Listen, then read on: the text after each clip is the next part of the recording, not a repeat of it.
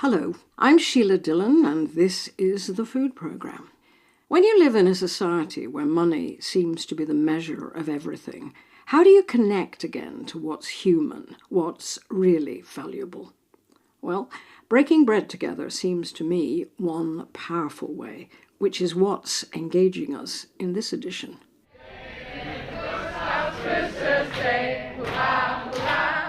This time last year I was in Copenhagen for a midweek meal inside an old church, trying to hum along to the Danish version of Happy Birthday.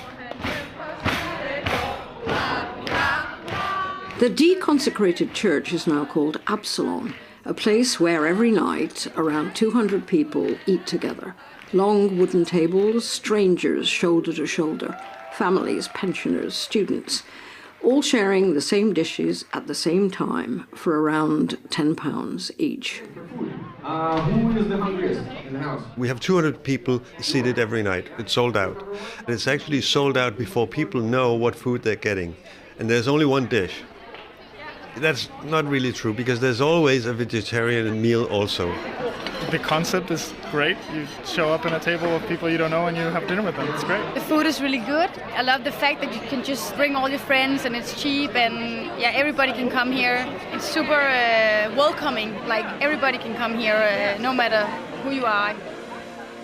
Welcoming it was, warm and loud and joyful. And if you actually want to hear more, that edition of the food programme is on BBC Sounds called Communal Dining.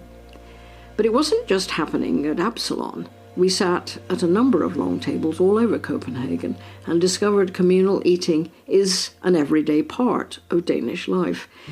But not a natural part of British life, as producer Natalie Donovan and I said to each other. Yes, we have events, one-offs, sometimes pricey, and we've lots of 21st century soup kitchens, food generously cooked and served to people who have no other dining options. But choosing to eat together in a big group? I remember a phone call while I was in Copenhagen from my doctor. He asked what I was doing. Making a programme about eating together, I said. You know, communal dining. Oh no, he said in a mildly horrified voice. I wouldn't like that at all. He's wrong, I think. He would have loved it. But the UK is different. We're a more class-divided and unequal society, and one afflicted by loneliness. More reason to try and overcome barriers, but how? What would it take to create places where all sorts of us could eat well, affordably, and regularly in the company of others? Places where real food is served, where food is made from natural ingredients, and where that kind of cooking could be the norm rather than the ultra-processed stuff that makes up a vast proportion of our meals now, and that good science is showing is making us sicker. This programme is an attempt to answer that "what would it take" question. We're starting in Brighton at a communal dining experiment, an evening meal for £8, or more if you want to pay for someone else's meal, run by Sussex Surplus. Their USP is taking excess food from local farmers and growers that might have ended up as compost and turning it into soups, sauces and meals that are sold or shared. But tonight, they're doing something different. When I arrive, a while before the doors open to the 100 or so paying guests, I go downstairs to the kitchen to meet the chefing team working on the three-course meal. Hi, I'm Ingrid Wakeling and I'm the head chef and co-founder at Sussex Surplus. We're going to start with surplus bagels from Buy It Bagels, and then we're going straight into a Spanish stew served with patatas bravas, seasonal greens grown by our very own Sophie, and we'll be ending with lemon balm custard topped with poached pears. Before we turn the mic on, I was discovering that you'd learned to cook from Ready Steady Cook when you were a kid. Absolutely. Which is essential, you said. I think so. I think a lot of chefs would like to plan with their recipe books, whereas I love to look at a box of mixed veg and work out what I'm going to do with it. Young people who may not remember Ready Steady Cook, you were just presented with like 6 vegetables and, lamb chop and do something. Exactly, and they had a really short time limit, so it was very frantic. And me and my brothers used to sit there watching it, amazed. What are they going to do next? And then we'd bundle into the kitchen, look in the cupboards and see what we could come up with next. And then there was more television. There was more television, so I actually became a chef by going on MasterChef. I've been working as an accountant for the last few years. It's not what I'm passionate about, and now that my little boys are growing up, I'd really like to set them the example. You can do something you're passionate about, you can follow your dreams. Ingrid on MasterChef on BBC One in 2013. Tonight, the sellout crowd will sit at the long tables set up in the body of the church. This is, as I said, an experiment, but for 4 years Ingrid has been cooking community lunches. It's a different way of sharing, a different way of communicating, in a way where everybody can be welcome. So that's what I've always set out to do with my cooking, which I think is maybe why a normal fine dining establishment hasn't been the route I've taken. I mean, we're here because producer Natalie and I were in Copenhagen, the sort of epicenter of eating together, at least in Europe. But it's just such a different society. You're faced with a lot more difficulties. That's one of the main reasons that we really wanted to start going down this communal dining route, is that we see the divisions in our society. So we're trying to bring people around the table to have those conversations, to help everybody realise what's important and that we can get there if we work together. How do you avoid the soup kitchen element? We have a long culture of the well-to-do feeding the badly off. We don't have a culture of the middle classes, the working classes coming together to eat. It is about inclusion, always. Our volunteers come from all walks of life. Our kitchen and our staff come from all walks of life. And when someone comes in, it's also asking what they can do. That seems to break down the stigma quite a lot. I think that the narrative of surplus really helps us with that. We are saving the surplus food. We need help doing that from the fields. We also need help doing that from the kitchen. We need help eating it. We need help distributing it. So everybody coming in is coming in with that mindset. Okay, well, we'll leave you. Gonna have to get the food hot, isn't it? Yeah. We go back upstairs to join the queue and give in our tickets. Hi. Yes. Welcome. Thanks for coming. My name's Phil Holtam, and I started Sussex Surplus about 5 years ago. You're encouraged to sit wherever you'd like, and you can talk to strangers. So ideally don't sit by yourself. Neither of us have any experience of doing that. Okay. There's little prompts on each person's plate to try and foster a little bit of connection. It's buzzing, isn't it?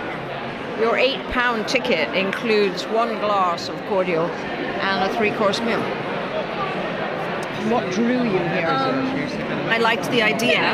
I think that recent events in the UK and in Brighton as well have made me feel like we need to come together with people that we don't know, that we might not even agree with, because big change won't happen unless the smaller changes happen first. I just came on my own 2 months ago for the first one and really enjoyed it. Because I was by myself, I spoke to loads of people I'd never met before. It was great. The food served on platters to share with those sitting around us is outstandingly good, and as you can hear, it was a lively night. But then, before pudding, Phil offers me a mic and invites me onto the dais, or altar, I guess, to interview Ingrid about the supper and what lies behind it. I started by telling everyone what I'd just learned about the beginnings of her cooking career. She learned to cook from Ready, Steady, Cook. And if you're going to spend as much time as she does using surplus food, there couldn't be a better training, right? So when did you know what ingredients you were going to get for tonight's meal? I knew some of them at about 9 o'clock this morning, and I knew some of the others at about 10:30 this morning. I knew we were going to have a lot of pears, so pears will be coming your way shortly. We know seasonally what we might get a little bit, and the rest is a surprise, and we have to wait and see what the ingredients say. And this isn't the only meal you make from surplus food in a week, right? No, so we have the Thursday cafe every week, and then we do deliveries all around the estate to people that can't make it to us.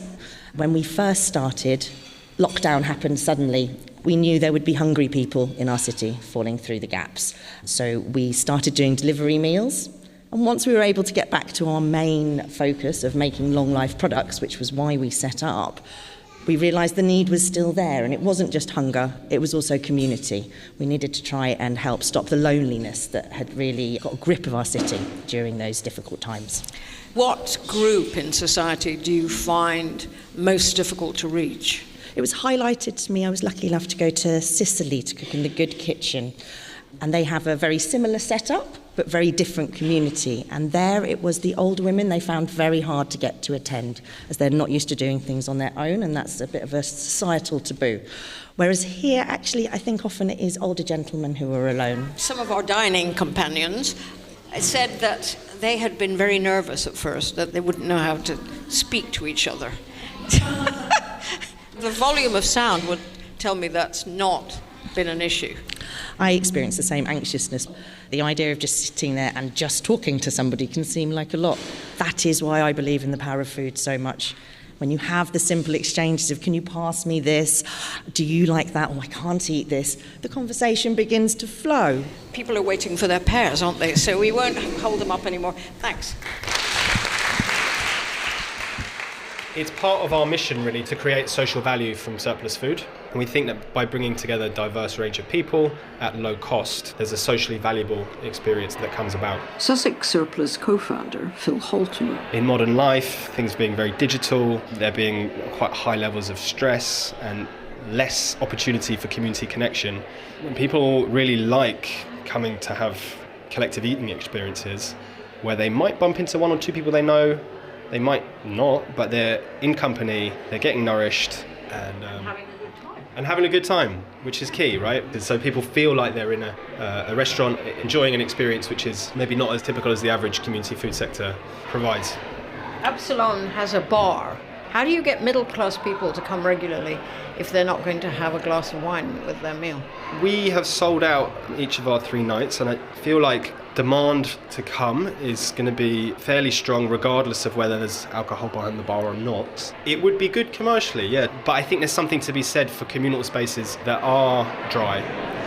I'm Olivia Sprinkle, I live in Lewis. Firstly, the food was absolutely delicious, and yeah, so interesting talking to other people at the table, and yeah, just like the buzz and the atmosphere and feeling part of the community and knowing that they're doing such great work. I'm Aid Huwazi, I live in Kemp Town in Brighton.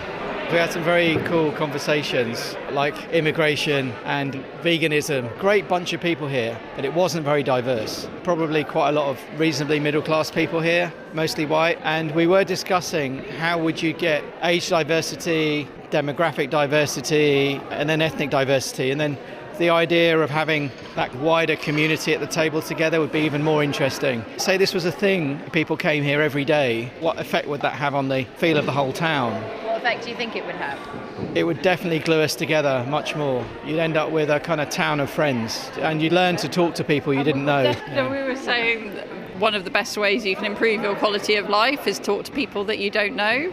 So this is just an example of that. And she's not wrong. Research does in fact show that just talking to strangers can lift your spirits. You feel connected, and that does you actual, measurable good. But the event in Brighton was only a trial. Could something like this happen more regularly and beyond the seaside? Well, later I'll be visiting the Long Table community restaurant in Gloucestershire, a place its founders set up to be open to all, to be England's Absalon. But before we get there, we wanted to talk to someone working on a scheme that's thinking big, thinking about a chain of public restaurants, places where anyone could go, would want to go, for a modestly priced good meal, eaten in the company of others. The idea is based on restaurants that were set up during the First World War and expanded during the Second. I'll tell you the idea, Mrs. Jones. Now look, you eat at home. Your one oven cooks for 4. This restaurant uses 4 ovens and cooks for 800 people. You'd better be good, Tommy.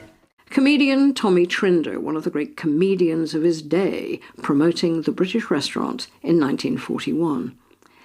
The UK once had around 2,000 British restaurants. They were subsidised by the government to a degree, but beyond that, they had to pay their way.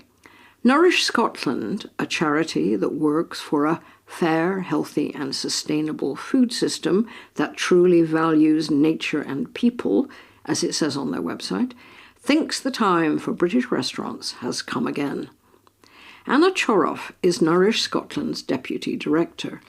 For her, the restaurants would be just an extension of the state-supported public libraries, parks and leisure centres that we take for granted. The idea really originated from us thinking about what makes it easy for people to eat well. And I remember saying to my colleagues, what makes it easiest for me is if somebody puts a plate of food in front of me, it removes so many barriers to good eating.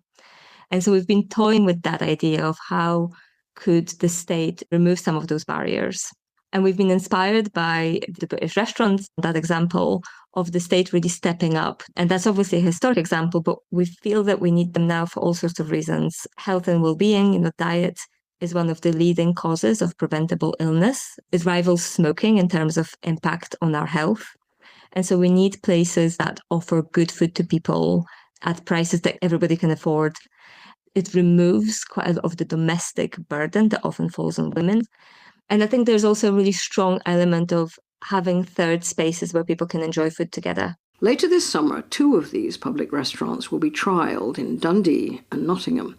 They're being funded by a research grant focused on improving health through diet. So the customers pay for the meal, and the subsidy really allows them to operate during times of high demand and lower demand, but also it subsidises the sort of overheads of core staff and venue, which allows us to bring the price down for each of the meal that is served. And what would that roughly be? Do you have any idea? We think it's somewhere in the region of a price of a cup of coffee, maybe a little bit more. And we're also thinking about what does that look like for a family. There might be separate pricing for kids' menus, for instance. So all of that is in development. So you're not going to use the model of pay what you can. You don't pay what you can on the bus. There's a price. We're trying to align it with how other public services work, essentially. And, we have existing examples of concessionary schemes of free school meals or bus passes on a bus, ways of subsidizing access for groups that the state might most want to support. Poland, where Anna Chworow grew up, still has its old public canteens, the milk bars. And I remember them from making a food programme there not so very long after the fall of the Soviet Union. And I was surprised to hear that they're still thriving. My generation and even younger generations are falling in love with milk bars again. In Poland, they are iconic places. And it's trying to capture and convey some of that into this work, to say this is not just a place of mere eating. This is a place where you celebrate this notion that we can eat together on equal terms. And how do the milk bars operate now? It's a really interesting subsidy model. So the government subsidizes vegetables, fruit, cereals, pulses and dairy. There is no subsidy for meat and there is no subsidy for ultra-processed food of any kind. Now, it doesn't mean that they can't serve meat dishes, and many of them do. Vegetarian dishes and salad bars and things like that are really cheap. But unlike the Copenhagen model, there is no focus in the milk bars on eating meals together at one particular time. So I wondered, what's so different about visiting a milk bar from visiting any other low-cost fast food place? I think on the surface level, the dining experience looks the same. But on an intangible level, you know that you're connected to a different idea. And I think that matters too, that the place where you're dining represents certain values and tries to convey certain ethos. Whenever milk bars are threatened with closure or there's changes to legislation that governs them, there's protests on the streets defending milk bars. There's just something there that is important from the kind of democratic standpoint around food. And does that extend to how you source the ingredients? Yes, we're really keen to explore sourcing from local suppliers, small and medium-sized growers, or even larger-sized growers that can offer organic or agroecological food. And it won't be 100% of the menu, but we're keen that it's a sizable proportion of the menu. How many public restaurants do you foresee there being if your 2 experiments succeed? Our aim was to have 50 in Scotland. That would be the vision, 50. Now, we used to have 100 back in the day. So we feel that 50 is a good start. There's definitely a question of scale where If you're in a very small place and you already have some hospitality businesses that are there, you don't want to just go in and completely wipe that scene out. So the place has to be big enough to be able to accommodate a public restaurant. There's nothing wrong with enjoying an occasional meal at a fast food chain. I mean, we all do it. So it's also not about moralizing about food, but it's much more about kind of broadening the offer, because for lots of people, what they actually want is just a plain, honest, home-cooked meal. And there isn't anywhere they can get it these days at a price that is affordable or comparable with the price that it would take to make that at home. Anna Chworow from Nourish Scotland. In a few weeks' time, my colleague Dan Saladino is planning to follow up on these pilot public restaurants, as well as a similar project being set up in New York by the food writer Mark Bittman. We asked the governments of England, Scotland, Wales and Northern Ireland whether there was any political interest in funding new public food spaces like these. Only Scotland and Wales responded to our question. Both see the initiatives as a way to improve public health. And they said they welcome the research and are keen to see the results from the experiments. But there are individual politicians working in ways that support Nourish Scotland's ideas. One is Liverpool West Derby MP Ian Byrne. He leads the National Right to Food campaign, calling for a legal right to food. And his new Right to Food UK Commission is now holding public consultations and citizen assemblies in cities around the country, gathering evidence and ideas about what would help people get better, more affordable food close to home. He says he'll make the evidence public just ahead of the party conferences this autumn.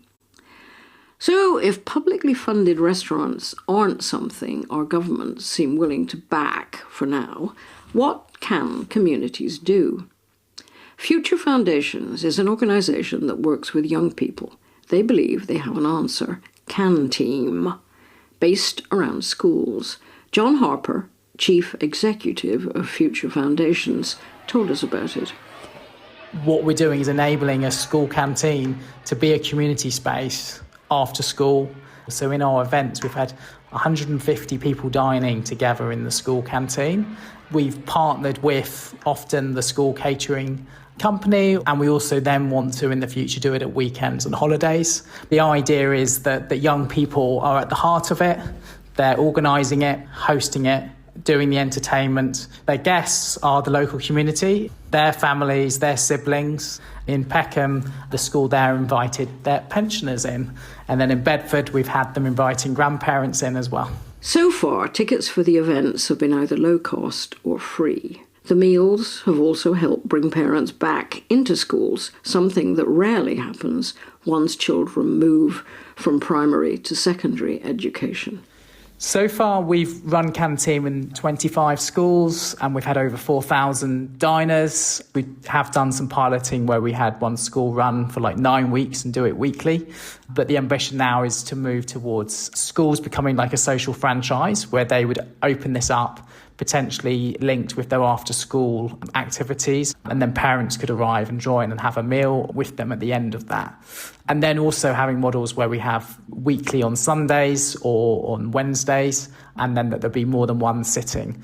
And we almost see that CanTeam could be like what Park Run is to parks and running. CanTeam could be that model where parents could be given the concept and then able to open up their school canteen and run their own social restaurants. Jon Harper from Future Foundations. When you're researching eating together, there is one place that always comes up in the UK, the long table. And for a while there was just one in Stroud. Now there's a second in Cirencester, both Gloucestershire towns. We headed to Stroud. Well, we've just walked into this. It looks like an old barn, but as Natalie has just explained to me, it's an old mill. I don't know what kind of mill, but it's great raftered space. And when we were talking about coming to the long table to eat, I thought that it would just be a dining space, but it's not. There's a second-hand clothes area, toys, bike shop. We could play table tennis instead of having lunch. Hello, have you just been to the long table? Oh no, we haven't eaten today, not today. We have done before. And what's it like? But the food is brilliant in here. and you only have to pay what you can afford. And does that make you nervous? It makes me nervous. No, it makes people pay more than they think they can pay. Would you come if you were really feeling tight with money? And yes. You would. I haven't done, but I would do it if I thought I've got nothing. I'm going to go down there and pay £1 for a good meal. And if you feel particularly flush, you can pay forward. So, see, it's interesting. Natalie, producer, and I were in Copenhagen making this program about communal eating. We said to ourselves, this doesn't fit in with British society. But you're saying... It does with Stroud society. Well, you see, Stroud are so completely different to the rest of the world. They think outside the box and they don't worry about how they appear to other people. They just do what they want to do. The good thing was when this got into trouble, the whole community came round and helped it out. Everybody came in and said, right, we'll pay this, we'll buy that, we'll do this. It's brought it back up again. I mean, it's a cold, wet February Wednesday and it looks really, really busy. Because it's local. People know that if they're short of a bob or two, they can still get a good meal. This says all you need to know about Stroud, if I'm honest. Well, I'm glad we ran into you. Thanks a lot. Thank you. Okay, bye. A trio who were a cheering introduction to lunch, which is served at the long table every day. It's also open on some evenings and for special events. It was founded by baker Tom Herbert. Those doors open at 12 o'clock, they're swung open like a cuckoo clock, and there's people queuing with their tokens. It's a pay-as-you-can offer here. Last month cost us £10.30 for the ingredients to cover labour. There's no volunteers here, everyone gets paid, and all of our overheads. But we say to people, don't pay that. If you can't afford that, then just whatever you can pay is really welcome. But of course, if you can pay more, please do, because that helps us keep open and keep meeting the need of people that live here. My name's Alex. And my name's Jax. I come here nearly every day. I walk my dog, and then I come for a coffee afterwards, and sometimes have lunch. You know, you get children, everybody, all ages, all types, all the time. My son worked here in the summer and he is so reserved and shy, but he worked in the kitchen and had to serve people. It did in the world of good. It's kind of ingenious as well. I mean, you know, you're working with, you know, what you can get, what you've got. And it's healthy food and it's local food. And fresh. Really, really fresh. And then they use up, so they make kimchi if they've got lots of cabbage left. So they use everything. Yeah, we come here a lot, maybe like twice, sometimes 3 times a week. He's 3 and she's 4 months. It's just a nice, friendly, warming, welcoming place to come, and the food's always delicious. So we paid £4 each, and what is it today? It's like a really yummy lentil curry with rice and salad and cornbread. I come every Wednesday.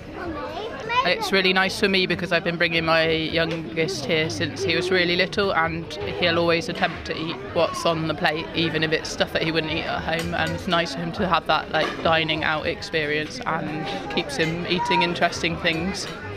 Do you mind me asking how much you paid today?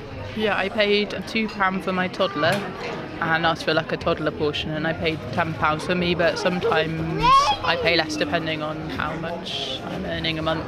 So it's nice to feel like I can come and eat here if I'm having a month where money's not plentiful.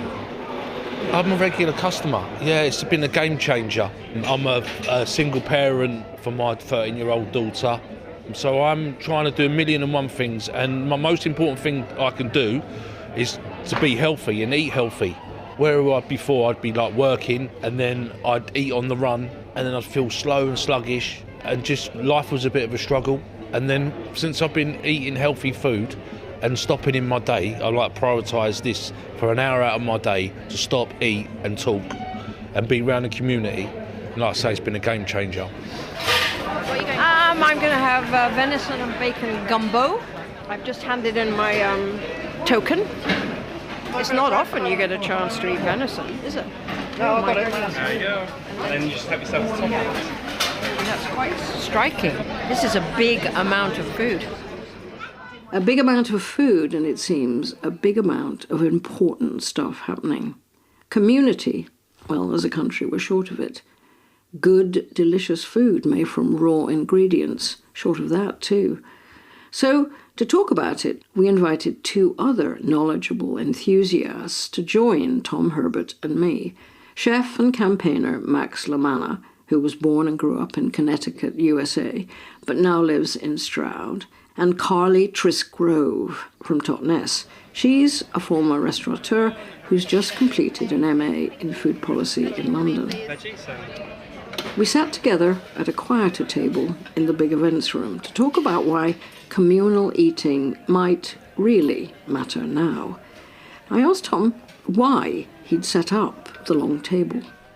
Well, because I really love food, and especially I love people eating together. That's when I notice I feel most alive. And travelling around the world, I saw that the most hopeful thing to me and way of engaging with a culture or somewhere I hadn't been before was to see how people eat. And seeing that people eat together was just so wonderful. And I could also see that where I live, that's happening less and less. And so the idea of the long table started to go. I'm from a big family, so we've always, when we get together, it is a big table. And there was this old saying, if you have more than enough, build longer tables, not higher walls. And when President Trump had people chanting, build the wall, back in 2016, I sensed there was real energy in this idea of a long table, somewhere where you could come, the barriers were really low, the food was really great. And 8 years later, this is what it is. Before we started, while we were eating, actually, you told a story. You know, people write in the guest book. Yeah. There was a story. There's a couple of ladies. One was really struggling, and she would come in and the team would bring her a meal, and she would pay what she could for it, and it was a very modest amount. And you say struggling, she was walking with a stick. Yeah, she was in pain, and by and by, a lady sat opposite her who was an osteopath, and she offered to treat her, and because the other woman couldn't afford it, she offered it pay as you can, like we do our food. And not only was she healed, but they became great friends. They come in every week and play table tennis after their lunch, and they've been on holiday together and made some artwork, which we have in our office as a reminder of the value of just being, like literally just being here is valuable for people in all sorts of wonderful ways. Somewhere like the long table partly is brilliant because Tom is brilliant. You know, it takes great leadership, it takes complete audacity and hard work. It's really hard. Carly Trisk has run restaurants, although her last one, based on selling wholesome food at one low price, failed, she says, because of its poor location. But she still believes that the UK needs a widespread network of public diners. So what I want to create is a more replicable model, so something that can be scaled, and that's what I'm building with the Public Plate, which is essentially a franchise model that holds the thinking, the decision-making, the way of running a business so that the mission can stay on track, but that the people running the restaurants, the great hosts in our society, can focus on doing what they do well, creating spaces that people want to be part of, and that the central organisation can take care of everything else. I mean, it is a passion project, but yeah, I want to die knowing that public restaurants are part of how we live in the same way that public leisure centres are. They're part of our social infrastructure. Max Manna is a campaigner and a chef focused on cooking that avoids waste. He's been a volunteer cook in the kitchen here at the long table, and he has a vast following on social media, 1.3 million on Instagram alone. Max, it's interesting. I mean, you come from a country with a long history of, you know, the potluck supper. I mean, did you experience that as a child? I mean, you grew up in Connecticut, right? Yeah, definitely. Especially in the church, having a meal after church, after service. My mother would invite her friends over from whatever group that she was part of, or something after school programs, those curricular activities. She was teaching them how to make wine and pasta from home. So there was always a sense of food in the house, but also a sense of community. And as I got older, I didn't see as much of that happening. You know, I think there's a multitude of reasons why that happens, but, you know, endless to-do lists and hard on money. And, you know, one of the other things too is that I grew up next to a soup kitchen. For the first 22 years of my life, I saw people queuing for food every single day. It was almost as if we were turning a blind eye. We were just, you know, put the blinders on and didn't want to see what was happening right there in front of us, though we were throwing away food at home. So there's a disconnect of when we bring food home, and if we don't eat it and we don't consume it, we throw it away. And, you know, we're seeing more and more people who are eating at home, ordering on their apps and bringing food to their door. And there's that isolation, this modern invention that we've created when humans have been eating together for centuries. Do you, as an outsider, feel that, you know, the long table and what Carly wants, you know, can they become much more the norm? I don't. Can they? I think they need to be. I think we need to have more opportunities like this and knowledge of this, the education around this too. Carly, how do you do this financially? The way to do it is scale. I mean, Wetherspoons are my kind of go-to example. There's 800 Wetherspoons. They sell more coffee than beer because, it's much more about the conviviality and the bringing people together. And the price point of a Wetherspoons is the price point that we would put food at our public restaurants. So it's big sites. So many restaurants are struggling, not necessarily because what they deliver, but they're limited by the space that they've got. But they're also limited by business rates, national insurance, cost of food. I mean, all those things are real. I mean, wouldn't that affect your model? Of course, it's a fine balance. I use an example, the University of Reading. They're currently feeding 4,000 people a day on their meal plan system. They are breaking even. They pay all the same rates as everyone else through subscription, so it's about scale. They're managing to charge around the £5.50 price point, and I've eaten there. It's delicious, it's varied, it's healthy, it's climate-friendly menus, it's doing all the things, but it's only achieving that because of the scale. Tom, how did you begin financially with this? So I started with a barbecue that I had and a washing up bowl. I did 80 people for the first meal. The meals became more frequent and they went from monthly to weekly, and then we got open all the time. I had to do van driving and things like that in order to get going. Our main funder has been the Diocese of Gloucestershire. We are able to also get an income from selling cake and teas and coffees and things like that. We have a licensed bar, and then we do a fair amount of business through events. So we'll put on a band and sell tickets. We'll have speakers here, movers, shakers, thinkers. And finally, it wouldn't work without Friends of the Long Table. We're about 450 people locally that pay a subscription to the Long Table. That's allowing us to grow the table longer. And it's been the support of this community that's made it possible. We would have closed a long time ago, but people want it, so we keep doing it. I think a lot of the time when we talk about loneliness, we think of older people, but in fact, research shows that a lot of young people are now lonely. They're the ones sitting at home scrolling. But also, research shows, as you know, Carly, that they are most open to experiments like the Long Table, if we can call the Long Table an experiment, which we probably shouldn't because it's been going long enough to show it's a great success. But how do you put how do you attract that Generation Z of lonely people? Having just done my dissertation on campus dining, university retention numbers actually go up when the social infrastructure is there to allow students to come together and eat more. It's like a direct correlation. And then a colleague of mine suggested that perhaps the takeaway market, which we know is growing at a scary scale, is perhaps a proxy for care. And then my little calculation, which I have double-checked because it just is so astounding, is that if we looked at the size of the UK takeaway market, the spend, which is billions, and we took 20% of that, I reckon that would be 94 million meals in public restaurants a year. So we need to look at that. I don't think it's because it's lower cost. It's because we've lost the skills and the tools to socialise. So let's invite people to belong. Let's make them feel there is a way to participate, and that ordering takeaway and sitting in your room is not good for anybody. In our first programme about this, we were in Copenhagen, and the most famous place there is Absalon, where everybody sits down at the same time. The whole thing is choreographed, really. Is that something that would work here, or doesn't appeal to any of you? I would say that there's a lot of evidence that this generation are looking for experiences, so that is definitely an experience. Well, we actually started with a set time, and we do that still before Christmas. We had 80 diners eating in here that bought a ticket. We made some of them available for free. And we put on live music, and people read poems, and it was, we're in Advent. And I suppose what I'm noticing as we talk about this is that sometimes you want something special, and other times you might need something that's just there and going to hold you and take you, And so we found there's room to do both. Tom Herbert, Max Manna and Carly Trisk Grove. And we were going to leave it at that, with Long Table founder Tom Herbert's words to mull over. Sometimes you want something special, and at other times you need something that will hold you.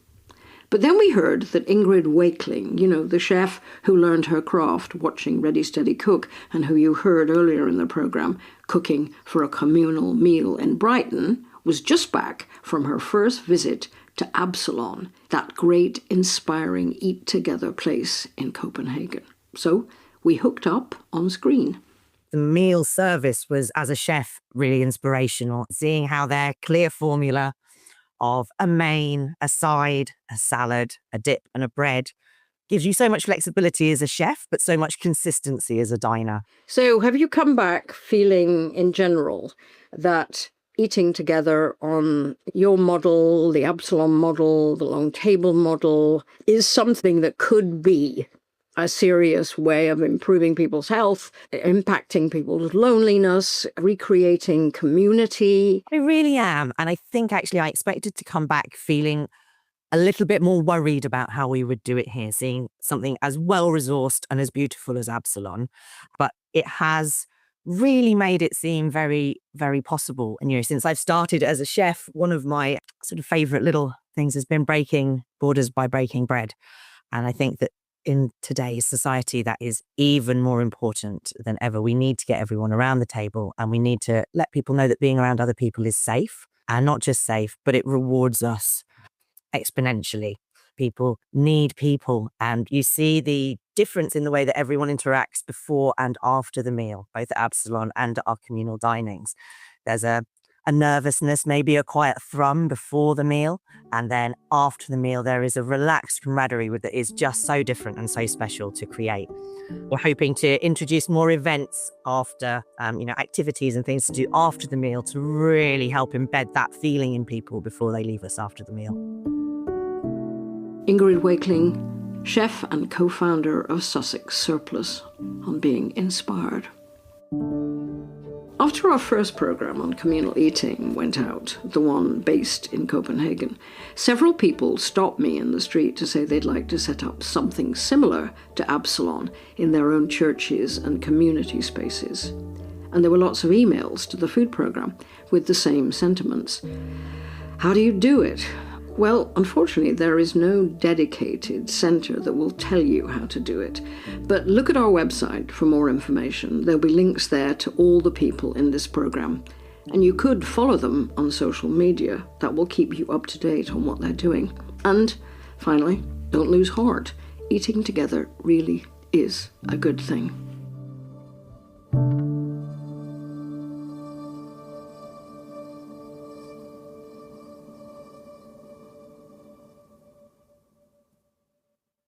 Thank you for listening. The programme was produced by Natalie Donovan in BBC Bristol. From BBC Radio 4, Wolf Valley. Tor Martinsen?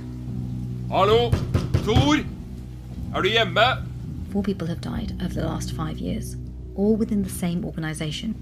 Hello? Tor? They're in 3 different countries. No fault accidents seen individually, but... I'm going to open. 1, 2, 3. Shit!